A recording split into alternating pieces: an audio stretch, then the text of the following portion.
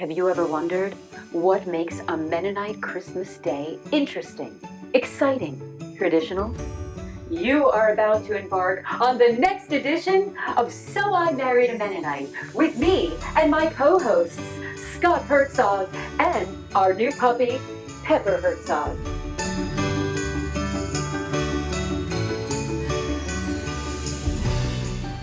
So, in my family, every year was just exciting chaos. There was no organization or times where things had to happen. It was all winging it. Is that how it was in your family?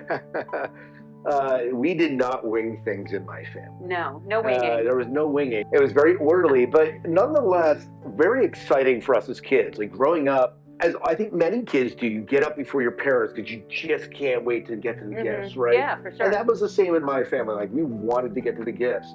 Now, what was different than probably what you experienced is I grew up on a farm, and my parents had kind of a rule set that the chores had to be done before Christmas really got started. And here on the farm, that meant not just making your bed or putting your clothes in the hamper. That meant going out to the barn, feeding the animals, making sure they had water, the steers, the sheep, the pigs, and making sure all that was done. And that was something that my dad typically did. But on Christmas, at 5 Motivation. Yes, at 5 o'clock in the morning, we were up and we were out there, and the animals were fed by 5:30, 6 o'clock, and we were in waiting for my parents to get up at 6 o'clock. So it sounds like a regular nativity at the Herzog homestead. Well, sheep, cows, pigs, you had everything but the Christ child we're in your missing barn. the wise men too.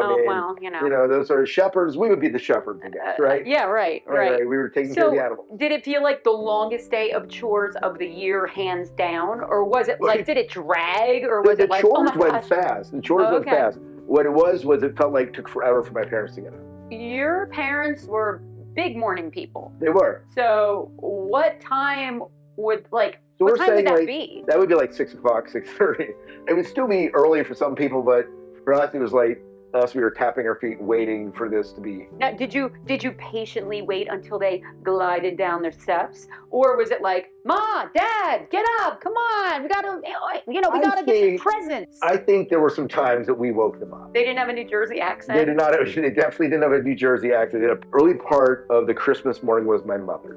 My mother was a fantastic cook. She still is a fantastic cook. I still love her cooking, right? Props to Mom. But growing up, we had a tradition. She would put white linen on the table, but in the center would be the Advent wreath, complete with the green wreath, and there'd be purple candles, 4 of them in each corner, and they represented the 4 Sundays prior to Christmas. And on Christmas Day, the 4 purple candles would be lit.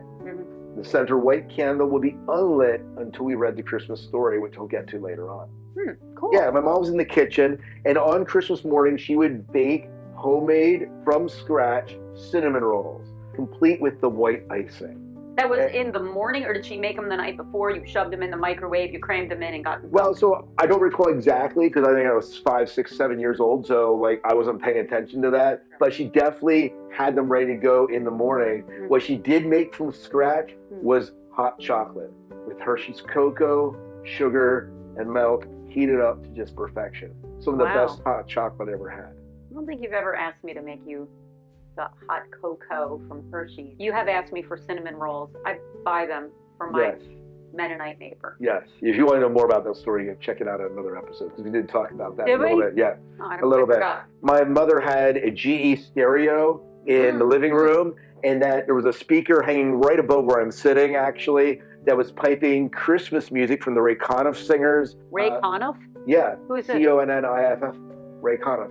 Ray Conniff. Yeah. Do you know Ray Conniff? If you do, mention it in the comments section. Yeah, so there was Christmas music playing as we were eating Christmas. Of course there was. From the GE stereo. We would sit around the table, and we'd have a silent prayer where we'd bow our heads, and then we'd just dig in. Oh yeah, good times. Yeah, absolutely. Yeah. After the meal, we'd clean up, and festivities would move to the living room. It was like the entertainment sanctum of the house, right? You guys did not go in there basically for any reason unless it was company on a Sunday, right? Pretty much. And Christmas, of course. Yeah, and Christmas or Occasionally we would like practice music in that room, but it was a very formal room for us. Mm-hmm. And the Christmas tree sat in one corner, and it was a fake Christmas tree.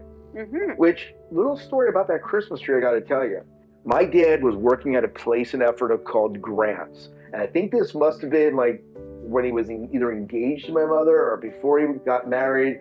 And the Grants threw out this Christmas tree because I think some of the tines were bent on it. And so he went dumpster diving and he got this Christmas tree and rebent the tines straight. And that was my Christmas tree all throughout my growing up years. You know, I find that interesting because, you know, we have a wooded area here on the property. We call it Herzog's Woods. It's just a little wooded, it's not like, you know, we've got tons of farmland and a little bit of woods.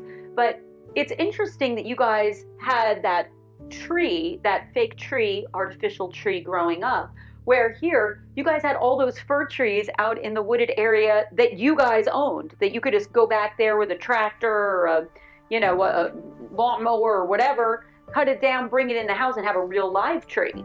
That wooded area wasn't planted until after I moved out. All of the trees. Yeah, that was not planted there. There's some really tall trees, though. Well, you were talking 30 years ago, right? On the tree, did you have like Santas or snowflakes, or were the ornaments very ornate, or was it more simple handmade strings of popcorn? Like, what does the tree have on it? I think we did strings of popcorn like one year, but most of it, my mother had these beautiful glass globes that we would hang up. And of course, as kids, we would drop them and break them occasionally. And tinsel, there'd be tinsel on it. And garland, we put garland around our tree with a star at the top. But it wasn't real ornate. There were no Santas on the tree, certainly. I mentioned this in another episode. Our Christmas presents were all wrapped in wrapping that didn't have Santa Claus on them. The day of Christ, when we're celebrating Christ's birth, there was no Santa Claus in the picture. No presents from Santa under the tree. Okay, can I pause you? Yeah. I have a question. Our old order Mennonite neighbors, like literally right next door, they do not have any tree at all. And it sounds like you guys had like a pretty like fancy tree. For even minus Santa Claus, you guys had a very fancy tree. Right. Okay. When did that change in your type of Mennonite church? Because as we know, and as we've shared with our viewers, Mennonites are like all over the spectrum. You've got super conservative horse and buggy 8th grade education going, and then you've got college degree, doctors, lawyers, women in leadership, and then you got all these people in the middle. I always think of your background being like dead in the middle. You had some people who went to the liberal side, some people to the conservative side, but kind of like lifestyle-wise. My question is, did your parents have it growing up? Did your grandparents have it? Like, when did the tree thing become a thing? I don't know if my mother had it, but I guarantee that my father did have it growing up. So it was continued into my family. We always had a tree. And you're right, the neighbors next door don't have a tree. Certainly the Amish don't have a tree. But our family, and many people that I remember at Metzler's Mennonite Church where I grew up, had a tree. It was very much a part of our culture. Did you have it in the church too? Yeah, I don't recall Metzler's ever having a tree. I'm not saying it hasn't happened in the past years. Wow. We don't go there anymore. We go to Farmsville's Mennonite. They have a tree. They do have a tree. Our church has a tree. Yeah. Card-carrying Mennonites here. So my brothers and sisters and I, we would gather around the tree. We would carry in the Advent wreath from the kitchen table and set it on top of the GE stereo, which is where our manger scene sat as well. Sounds idyllic. It doesn't it? My mother would sit on one side, kind of cross-legged. My father would sit on the other side. And my mother would light, in the center of the Advent wreath, the white candle commemorating the arrival of Christ. Did the angels come down? Yes. There was...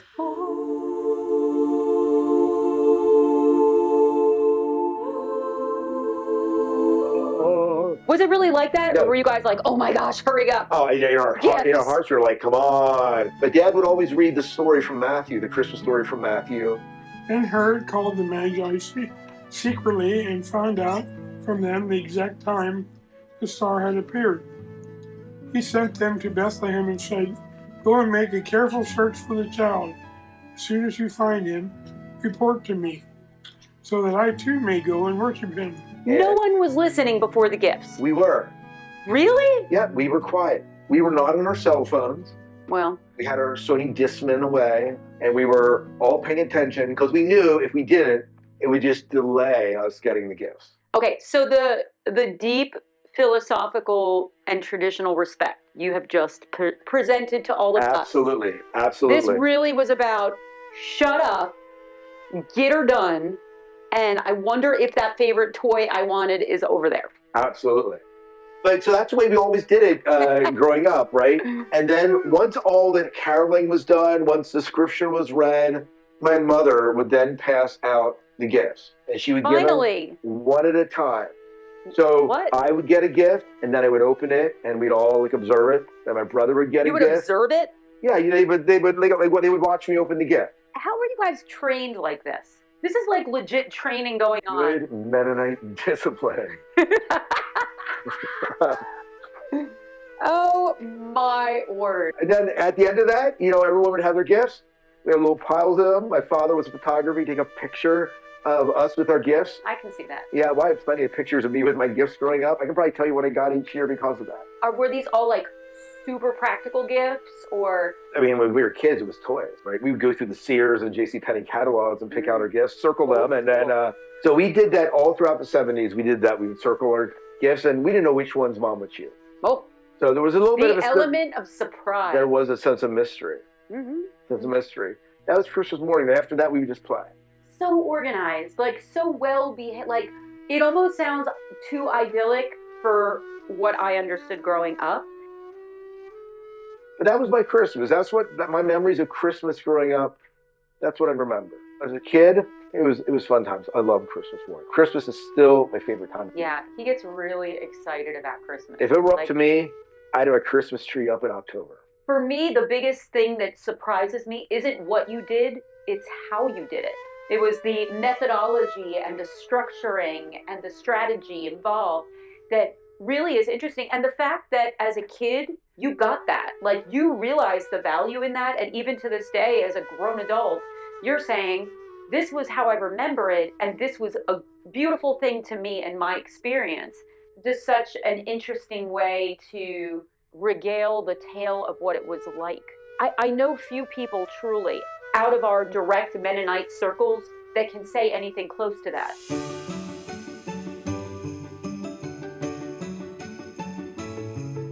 Above all, we want to wish you a very Merry Christmas from So I Married a Mennonite. Mm-hmm. To you folks out there that are watching and loving the show, we appreciate it. Merry Christmas. Happy New Year. Yep, and we'll see you. Buon Natale.